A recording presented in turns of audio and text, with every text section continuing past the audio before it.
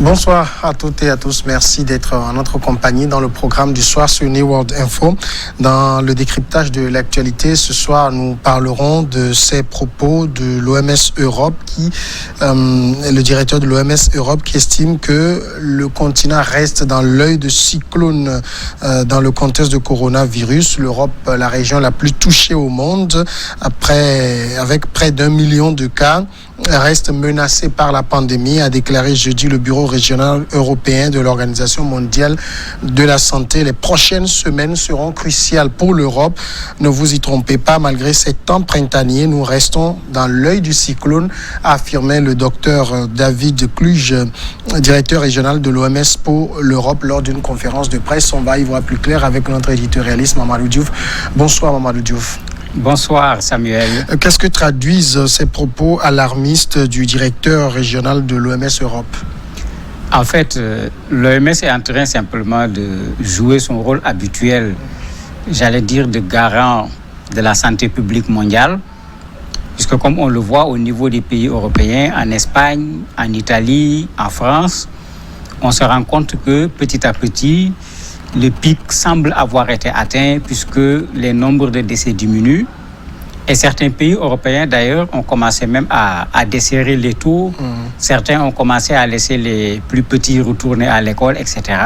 Donc l'OMS tire la sonnette d'alarme pour dire aux gens, attendez, on est en face d'un virus. Celui-là s'est fait remarquer par sa contagiosité qui est extraordinaire. Le problème n'est pas encore résolu puisqu'il y a encore des cas, il y a des personnes qui sont hospitalisées, la contamination est encore là. Il ne faudrait pas que les gens baissent la garde en voyant simplement que les choses sont en train de diminuer.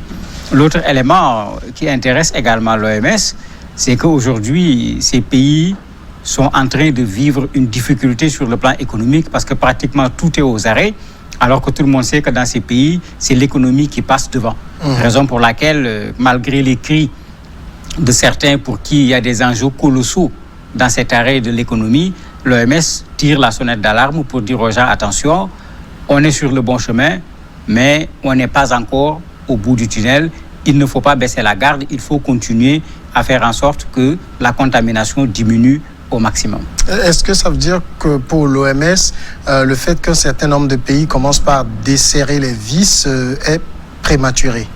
Oui, c'est prématuré. C'est-à-dire même dans ces pays, vous avez ce débat. Vous avez des parents, par exemple, qui ont dit « moi, je n'amènerai pas mes enfants à l'école ». Non seulement les parents, vous avez même des enseignants qui disent « mais vous nous envoyez les enfants, s'ils viennent nous contaminer, nous enseignants, qui nous protègent, qui nous prend en charge, on retourne, on contamine nos enfants ». Donc même au niveau des populations, dans certains pays, les gens n'ont pas compris. En Espagne, par exemple, où on a autorisé qu'on ouvre encore un certain nombre de librairies et autres, vous avez des gens qui n'ont pas ouvert, qui considèrent eux-mêmes que les conditions ne sont pas réunies. Donc ce n'est pas seulement le jugement de l'OMS, puisqu'il ne faut pas qu'on oublie qu'on avait dit aux gens on ferme. Et voilà la raison pour laquelle on ferme. Est-ce que la situation actuelle est inférieure à la situation au moment où on fermait les commerces, on mettait les gens dans le confinement? Non. Il y avait moins de cas à l'époque, il y avait moins de personnes hospitalisées, il y avait moins de morts. Et c'est pourquoi certains ne comprennent pas et l'OMS insiste en disant que toute étape vers la normalité doit nécessairement être guidée par des principes de santé publique. Ce que l'OMS ne dit pas ici clairement, c'est qu'aujourd'hui, pour relancer l'économie, comme Trump est en train d'essayer de le faire au point d'avoir des problèmes avec le gouverneur de New York et d'autres gouverneurs, Trump est pressé qu'on relance l'économie. Relancer l'économie, c'est que les gens retournent au travail. Les gens retournent au travail, c'est le transport en public qui reprend, etc. C'est pourquoi l'OMS ne le dit pas ici clairement. Mais ce qui se cache derrière cette déclaration où l'OMS insiste sur les principes de santé publique, c'est que dans certains pays, on voit déjà le recul sur le plan économique avec le temps du confinement. On veut sortir de Covid-19, mais on veut sortir également de ce recul sur le plan économique. Et parfois, c'est comme si le côté économique veut l'emporter sur le côté santé publique. Mais en même temps, pour les gouvernants, c'est un couteau à double tranchant. On doit régler la situation sanitaire, mais en même temps, si l'économie va mal, on n'a rien réglé. Mais bien sûr, c'est un couteau à double tranchant, mais si l'économie se porte bien avec des gens qui sont morts ou des gens qui sont malades, je me demande qu'est-ce qu'on va faire avec cette économie. Et on le voit à travers les discours d'un bon nombre de responsables européens. autant il donne des directives concernant la lutte contre le Covid-19, autant également il commence à donner des orientations sur comment relancer l'économie.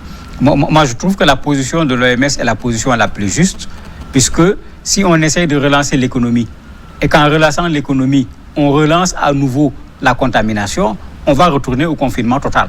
Ce qui veut dire qu'on n'aura rien réglé, et il faut qu'on dise les choses comme elles sont.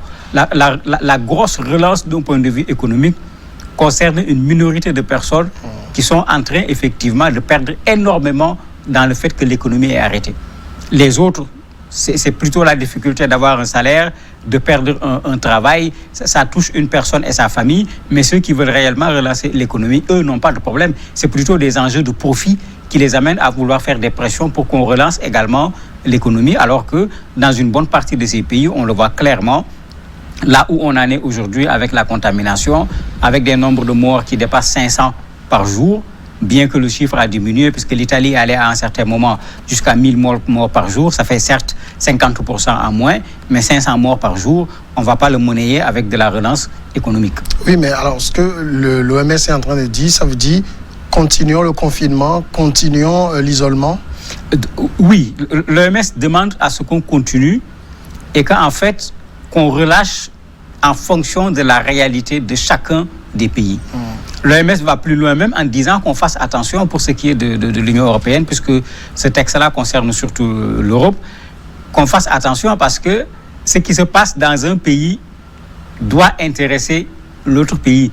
Parce qu'il ne faut pas qu'on oublie que nous tous, on est passé par des cas qu'on appelle importés, que l'on voit pratiquement plus avec la fermeture des frontières. Donc, le fait de trouver une solution dans son pays ne prouve pas qu'on a réglé le problème définitivement, parce que les cas importés peuvent recommencer quand on va ouvrir les frontières, quand on va faire un certain nombre de choses. C'est pourquoi l'OMS considère que ce n'est pas encore le moment. D'autant que quand vous regardez dans ces pays, les gens sont fatigués et c'est très juste. Rester enfermé pendant plus de 3 semaines, espérer sortir. En France, en Grande-Bretagne, on vient, au lieu de laisser les gens sortir, on prolonge encore ce confinement. Dans les autres pays, on est toujours dans le confinement parce que ce qui a été relâché, c'est vraiment pas grand-chose. On est réellement toujours dans le confinement. Vous imaginez, d'un point de vue psychologique, ces gens sont fatigués de rester à la maison. Il y a les vacances qui sont là d'été, comme on dit. Les gens ont l'habitude d'aller en vacances. Ils ont certainement prévu là où ils doivent aller en vacances et tout. C'est pourquoi l'OMS alerte pour qu'on ne se laisse pas prendre par tous ces enjeux qui sont là, qui sont parallèles à l'enjeu du Covid-19. Mais pour l'OMS, Covid-19 passe avant ces éléments. Et dans tous ces pays, quand ça a chauffé, c'est exactement ce qui s'est passé. On règle Covid-19 d'abord, on règle les conséquences de Covid-19 et le reste, on verra après.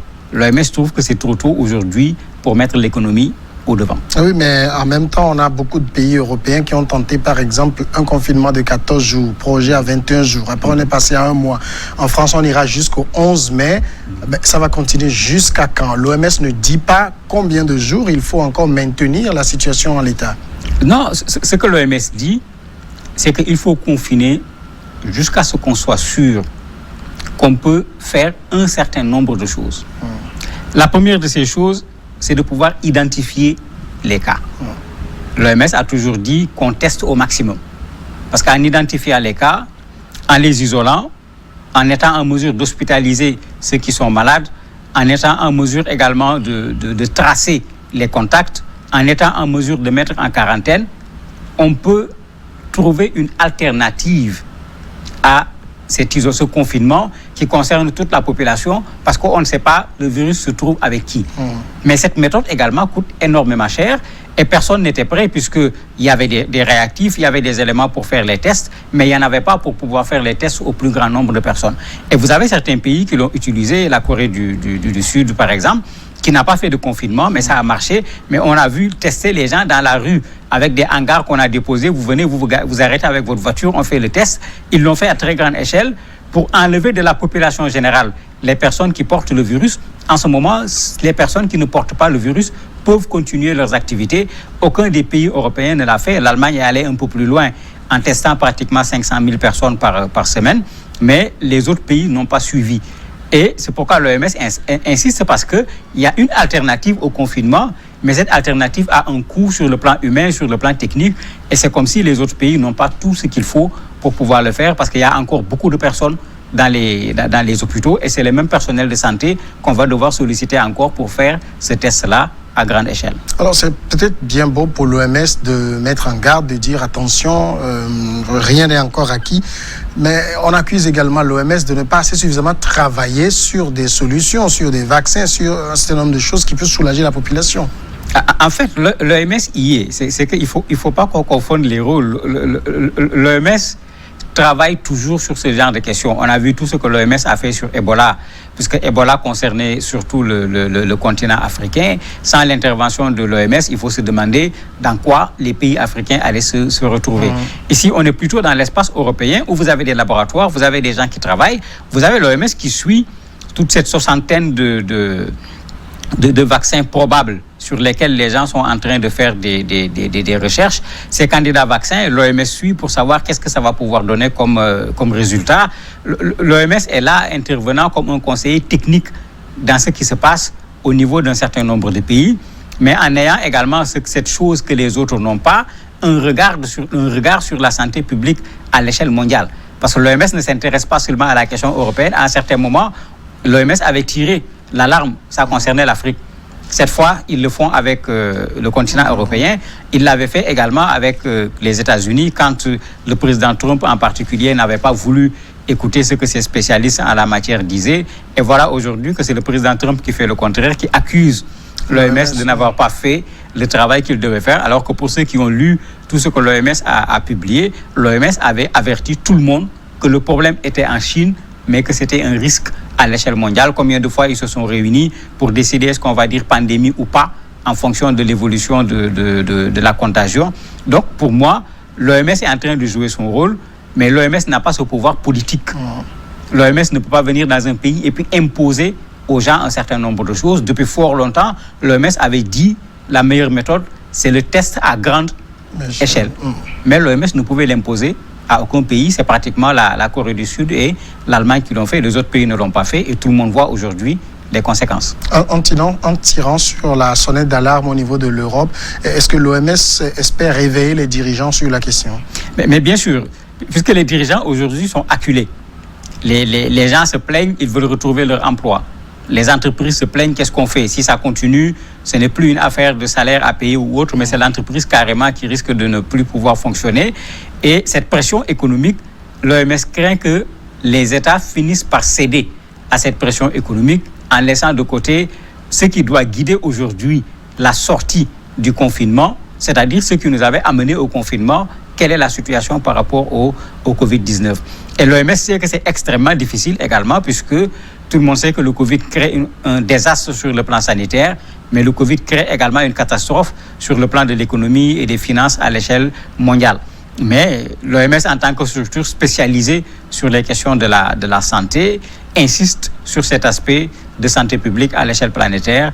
Et je crois qu'on a tous intérêt à les écouter, puisque c'est des spécialistes en la matière. Ils sont là, tous les pays vont retracer les cas qu'ils ont ramenés au niveau de l'OMS. Ils ont ce regard de l'évolution de la maladie à travers tout le monde. Je crois qu'il faut respecter leur point de vue si on veut s'en sortir tous par rapport à cette contagion. Mamadou Diouf, merci d'avoir répondu à nos questions. C'est moi qui vous remercie. On va marquer la pause. Nous sommes vendredi et c'est le sport. Juste après, on passe à l'invité sport.